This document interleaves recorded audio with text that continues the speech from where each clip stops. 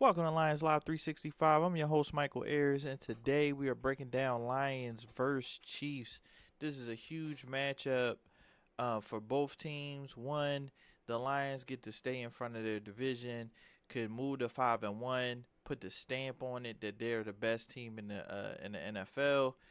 For the Chiefs, it's a very different story. This is literally a team that has won multiple Super Bowls, just lost the Super Bowl, and their back is against the wall. They are currently 2-3. They are coming off a heartbreaking loss to Jacksonville, and right now, this game on Sunday night could be a season. I'm not going to say a season ender, but it can definitely be a season changing loss if they were to not win this game. So even though that both teams are in very different situations, at the end of the day, this is a primetime game. People get up for primetime games regardless of what's going on. Uh, the Lions have been hit with a rash of injuries, and right now, a lot of things are looking like they're in Kansas City's favor, uh, because we're literally going to have to try to win a game against Patrick Mahomes with no secondary. Like starting corners out, safeties questionable, uh, left tackle questionable, and at the end of the day, we have shown, even though we whooped on the Browns and whooped on the Bengals, we showed some cracks. We showed some like, defense can get a little weird sometimes. Offense can get lost in protection, and at the end of the day, we are going to be in Arrowhead, uh, with a lot of missing pieces, a lot of people not practicing, a lot of moving around. So this is a very very different situation. So what I'm going to do is I'm going to kind of go through the game plan. I'm going to go through some of my thoughts about the game, and then I'm going to basically just give y'all my final thoughts. What I'm going to start with defense, right? The defense has a monumental task.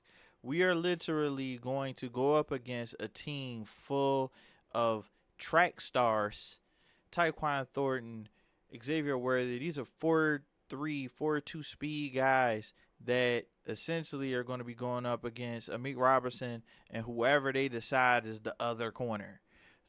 Some practice squad guy, some guy that ain't played in 3 years, or Rock in that they have very clear matchup advantages with our corners being out.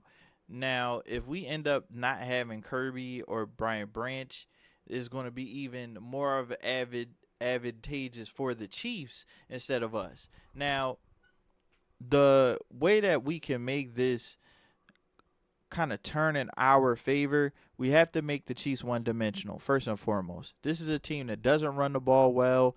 Their quarterback is the leading rusher for the team. So if we could just kind of push that into the forefront, like, hey, you will not run the ball. You will have to beat us with Patrick Mahomes. We can put them in a situation where Patrick Mahomes starts holding the ball, trying to make things happen, and sometimes the defense can be the people that make things happen. Our front seven is going to have to be dominant in this game to help out the secondary that we don't even know who's going to be playing. So with that being said, we got to make them one-dimensional, no running the ball. We have to make sure that Travis Kelce is completely under control and under wraps. We cannot lose Kelce when it turns into scramble drill. So on third and long, we need to make sure that Patrick Mahomes is in the pocket, and that they have like the sixth sense with them too, where all of a sudden Kelsey's just by himself. I don't know how it happens. I don't know if he just routes them up that well. That sixth sense, they understand how to attack defenses, and I don't want to see Travis Kelce by himself catching the football in any way, shape, or form. Now, with Andy Reid's offense and all the motions and things like that, and the fact that we're going to have new characters trying to cover it, is going to be a very strange things to watch. But at the end of the day, we need Patrick Mahomes in the pocket, not running for first downs, not extending plays. We have to pressure and contain. surprise with a spy, do everything that we can to make sure that Patrick Mahomes isn't giving track stars a million years to get open, and that at the end of the day, he's not getting any rushing yards himself. So if we can do all of those things, I think the Lions have a very good chance of winning this game. The Regardless of who we have out there, because one, I don't feel like their offense is dominant. It's not clicking on all cylinders. They're still working out kinks themselves. So I'm not sure if they're going to be able to take advantage of a lot of the things that we are going to have going on defense, as long as our front seven can do their job. The front four can get after the quarterback, and if our linebackers can eliminate Travis Kelce in the run game, we have a very good chance of winning this game. And last but not least, the other thing that we have to do, we have to limit explosives. If we force them to walk up and down the field, their receivers, even though great, like I think their receivers are really good, they are not the type of receivers where you can count on them to make contested catches on 3rd and 7, or they're not the type of receivers that are going to take hits all game and continue to catch the ball without start T-Rexing, with the arms like, I don't know if I want this, like, and at the end of the day, if you hit Xavier Worthy or Tyquan too many times, they might not finish the game. They're just not built for that. So if they don't get the separation, and they're not wide open, and they aren't breaking us with explosives, they can't necessarily run the ball, it's going to be very difficult for them to score. So I believe we can, even with some deficiencies as far as talent that we're going to be trotting out onto Arrowhead, I believe that we can keep them down enough for our offense to go out there and win us the game. All right. So the offense has some things that there's certain things we just got to do. I don't care if it's Taylor out there. I don't care if it's Manu out there. I don't care what's going on. There's certain things we got to do. All right. We can't let Steve Spagnuolo get free rushers to the quarterback. We do not have the type of quarterback where it's just going to be like, oh, this a free guy. Oh, let me juke him. We don't got that. We don't got that at all. We need Jared Goff to identify the blitz. We need to give him plays that already has answers. We don't want to have a ton of, I got to do 55 checks at the line. Arrowhead is going to be a very loud stadium. We don't need a whole bunch of checks at the line, especially if we got Manu. I don't want to hear nothing. I don't want to hear nothing about, I didn't hear the play. The O-line communication has to be elite. We cannot have 5-man rushes getting to the quarterback with people free, okay? That's a losing proposition. I don't want to see nothing crazy, right? Now, as far as the doubles, I better see I need 600 pounds of human in contact with Chris Jones, all right? I don't care how you feel about him, like, we can do X, Y, Z. I don't care. 600 pounds of human in contact with Chris Jones. I don't care what you say. I need 2 people blocking, especially if he's anywhere near Graham. Better get him some help. And some people be like, you too hard on Graham. I don't care. Get him some help. At the end of the day, the Kansas City Chiefs have 2 people who rush the passer that are worth anything in my eyes. All right? In my mind. I just don't want to see these 2 people get to the quarterback, all right? Because at the end of the day, Steve Spagnuolo is creative. Sometimes our offensive coordinator likes to get creative. Let's run a play, and Laporta's going to block Myles Garrett. What? Oh yeah, let's have a play where the running back splits the tackle and the guard, even though Giovanni Manu is getting, he's on an island with Trey Hendrickson. No. Because the last thing I need is people getting creative when they get to my quarterback. All right, so how am I going? Am I going for the strip sack? Am I trying to take him out the game? How much pain can I cause to this quarterback without getting a flag? That's how they start getting creative. I don't need that type of creative. All right? I don't want to see no tight ends near Karlaftis. All right? I better see at least 300 to 400 pounds in contact with Karlaftis. I want chips. I want tackles. I don't want to see nothing creative when it comes.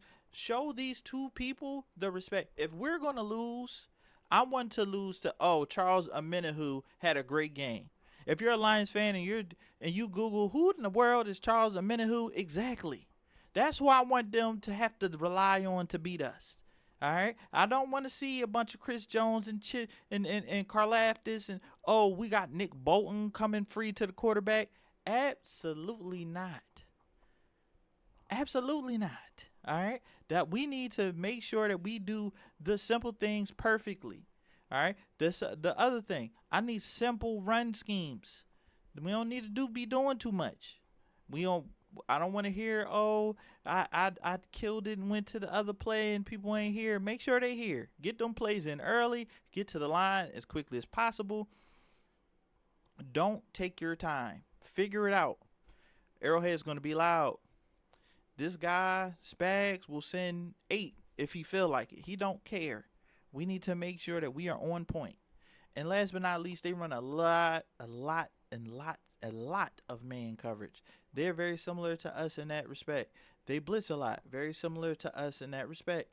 We need to have our receivers win one-on-ones. I want J-Mo involved because if he wins a one-on-one on a blitz, the chances of him going down is very slim.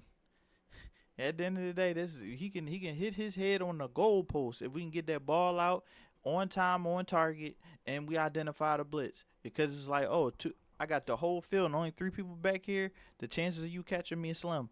I like that. All right? And those are the main things that I'm worried about as far as these two particular game plans. I truly believe that we can win this game. And there's one thing that I want to kind of go over, right? I don't want to see anybody hurt play this game. You see this? You see all that? No. I don't want to see none of them. If you questionable, I question the coach for putting you in the game. Stop putting players in the game that have nagging injuries and then act surprised when it's a season ender. Like, his leg finally done gave out. Oh yeah, Kerby Joseph, his knee's been he's had an issue with his knee this whole season, going back into training camp. So why he in the game?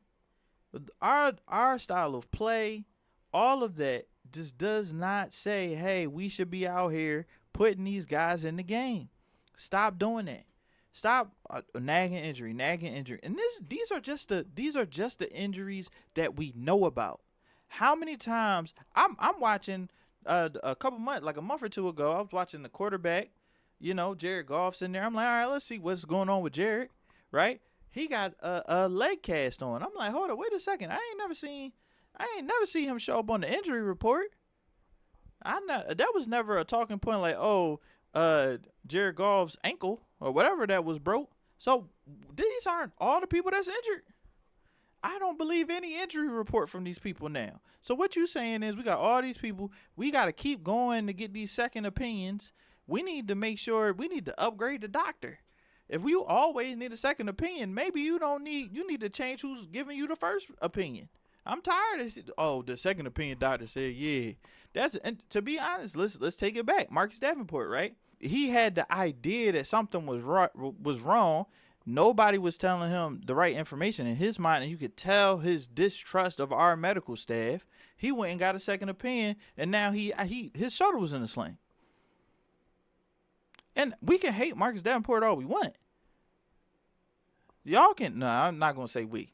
I don't have no hate for Davenport whatsoever.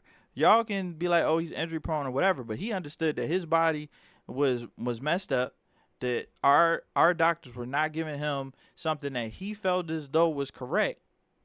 And the moment he got that second opinion, you find out it was worse than they thought, clearly. So for me, I'm sitting there like, man, one, injury staff, strength and conditioning, the medical team, we need to review that. But stop sending these hurt folks onto this field and then acting like, I don't know how he's going for the season. Bro, his knee been hurting for 4 weeks. It's not like we play less physical style of football when these hurt people get out here. So I'm not trying to hear that. Not trying to hear that. Keep them out. This game not even really that important. It's a game against the AFC.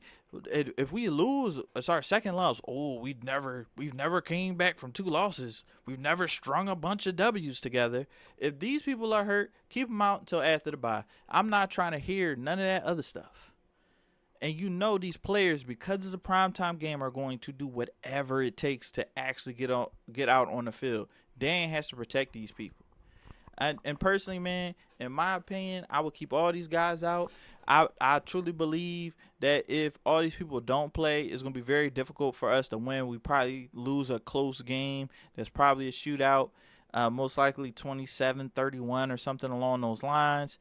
And if we win, cool. But how many times have we won a game and lost a player and felt like we lost?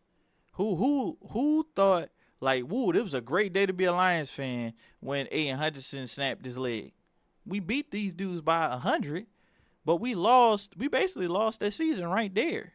I don't want to play it. Like, bro, Kerby, Brian Branch, the Taylor Decker, these players are too important to be risking for a game against an AFC opponent that, even if we lost, would be the second loss of the season. I'm not doing that. And that's just how that's been on my heart. Like, we can't keep watching these dudes with these nagging injuries, and then when they finally get injured for the season, be like, oh no, I can't believe. Oh, woe is me. How are all our people getting hurt? Like, we ignoring injuries. An injury that could take a week, 2 weeks, maybe a month to heal. Then let them heal. And that's just how I feel on it, man. I appreciate the fact that they taking their time with Alim. And I'm glad he's out. I want all these people out. This game not that important. We could talk about the Bucs game. That might be somewhat important. Bro, like, that first seed ain't do nothing for us last year. So I don't know why we fighting so hard for seeding. All I want to do is make the playoffs, and we can make it work from there. And that's just how I feel on it, man. Whether it's game day, draft day, or any day in between, it's Lions Live 365. Please like and subscribe. Love y'all. Peace out.